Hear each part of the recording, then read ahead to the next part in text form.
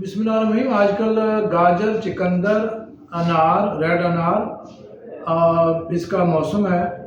तो ये सब एज के लिए, हर एज के लिए, मेल फीमेल के लिए बहुत ही अहम है। इसमें नाइट्रिक ऑक्साइड होते हैं जो कि हमारे ब्लड प्रेशर को, हमारी अपना वेसल्स को जो है बहुत ओपन करता है, जिससे हर आर्गन की ब्लड सप्लाई बेहतर होती है, ब्रेन के लिए भी और हार्ट के लिए भी।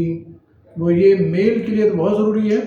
इसमें आप लेमन भी इस्तेमाल करें, साथ में जिंजर और गार्लिक यानी अदरक और लहसुन जो है उसको इसके अंदर डाल सकते हैं और इसको बड़े शौक़ से पिएं। इसको आप सैलड में भी इस्तेमाल कर सकते हैं और इनके साथ अगर आप सैलड इस्तेमाल करें तो उसमें थोड़ी वो वर्जन ऑलिव ऑयल भी डालें, उससे विटामिन ए की एब्जॉर्प्शन अच्छी हो जाती है। तो आजकल का मौसम है, लिहाजा ये इसको हम